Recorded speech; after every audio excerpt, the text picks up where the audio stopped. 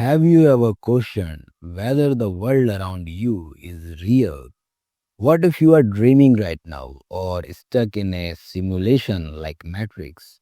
Rene Descartes, was one of the first philosophers to take this kind of radical doubt seriously. Descartes, who is considered as the father of modern Western philosophy, his book, Meditations on First Philosophy, aims to establish a solid foundation for knowledge. And in this book, we have six meditation, and out of that six meditations, we just need to discuss only meditation 1 and meditation 2. Meditation 1 is what can be called into doubt, and second is about the nature of the mind and how it is better known than the body. The mind, how it is better known than the body. So let's explore how Descartes broke down all his beliefs and build them back from the scratch. But before diving into the meditations, first let's see the historical context of it. In early 17th century, we see the rise of scientific revolution because of personalities like Copernicus and Galileo. There was a growing skepticism towards religious and traditional knowledge at that time. So Descartes wanted to build a system of knowledge that could withstand all doubts. So the goal of Descartes' philosophical project was to find an indubitable foundation of knowledge. He used the method of radical doubt to strip away all assumptions. And he is famous for his saying, cogito ergo sum. I think, therefore I am. Now let's see how Descartes applies this radical doubt in Meditation 1. Meditation 1, which is about doubt, what can be called into doubt.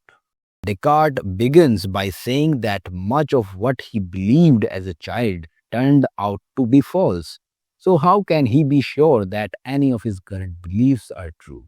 So here are some key ideas that he gave in Meditation 1. First, he was a skeptic toward the senses. Descartes points out that the senses often deceive us. He gave such examples like a stick looks bent in water, but it is not bent.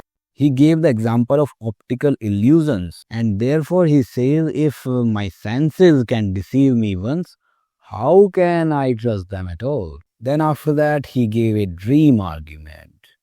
Descartes wonders that what if life is just a dream? And for that, he gave an example. Like dreams can feel real. That dreaming you are at work only to wake up in bed. And he says that how can I tell the difference between being awake and dreaming? How would I know that it is dreaming or awakening of me?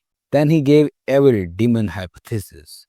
In that, Descartes imagines a malicious demon deceiving him about everything. And in this, Descartes says that it might be the possibility that a malicious demon may deceive him about everything. We can give an example of a movie, The Matrix, in which what we see is whatever we are perceiving, what we see, what we experience might be the illusion created by a powerful entity. You may call it demon as such. Therefore, Descartes says, if a demon could trick me about math, logic and reality itself, what can I trust then? So Descartes concludes from Meditation 1 that he must reject everything he cannot be 100% certain about.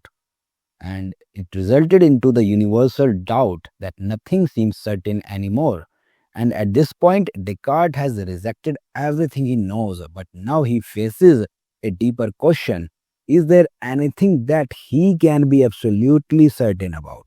So that's the question that arises. Now proceeding to Meditation 2, which is all about cogito ergo sum, in which he explains the nature of the mind and how it is better known than the body. After tearing down all his beliefs, Descartes discovers the one thing he can't doubt. And what is that thing? That we will discover in the Meditation 2. What is that? So what are the key ideas here in the Meditation 2? First is the certainty of the self. The self is certain. Even if an evil demon is deceiving Descartes, he still exists in order to be deceived. Descartes is still there. His self is still there. Therefore, Descartes says, if I am doubting, then I must be thinking. And if I am thinking, then I must exist. Cogito ergo sum. I think, therefore I am. So from here, he concluded this, or we can say he deduced it. We can better understand it with an example. Say if we are playing a virtual reality game, we can doubt the game's reality, but we cannot doubt that we are experiencing it. We are experiencing that game, the virtual reality in that game. I might not know if the world is real, but I know that I am real. There is one more example that is called a wax example, in which there is a piece of wax, and before the melting of that wax it is solid, but once it melts down it changes its shapes. But the conversion of this solid into the liquid wax, one thing is sure, you know it is wax. And how you are getting this knowledge of the wax? It is not from the senses but from the mind. Senses could be deceiving. You are able to identify that melted wax with the solid wax. It is because of the mind only, not from the senses. One more example I can give you. If you see someone wearing a mask, you still recognize them because your mind processes identity beyond appearance. So, what Descartes concluded from this meditation too, he establishes the foundation of knowledge in the certainty of self awareness. He says that I may not know the nature of reality, but I know that I exist as a thinking thing. Now, there are some criticisms and responses as well of Descartes' stand. These arguments from Descartes sparked debate for centuries. First major criticism that Descartes faced was the circular reasoning critique by from Arnold.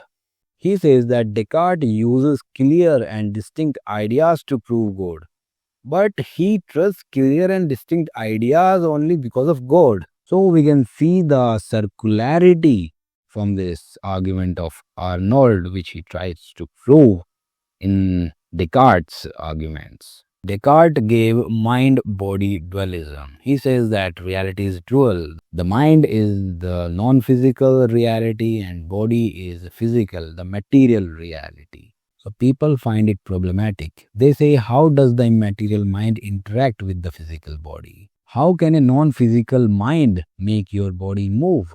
So these were the arguments given against mind-body dualism. Hume has also argued against Descartes. He argued that it is the experience, not reason, that is the foundation of knowledge. Experience is the foundation of knowledge. He gave example for this. He says that you know fire burns because you have been burned, not because of logical reasoning.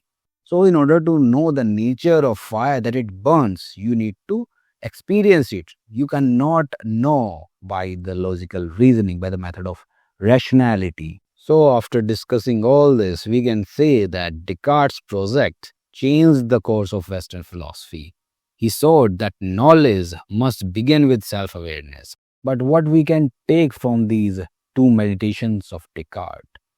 First is that the method of doubt that challenged assumptions. And after this, the saying of Descartes, I think therefore I am, became a foundational statement in epistemology. And his dualism also, the mind-body dualism, shaped the mind-body debate. So that's it. I hope this video was of some help and of interest to you. And if you find this video interesting, give this video a like and subscribe for more deep dives into the philosophy. And let me know in the comment section whether do you agree with Descartes' argument or do you side with the skeptics.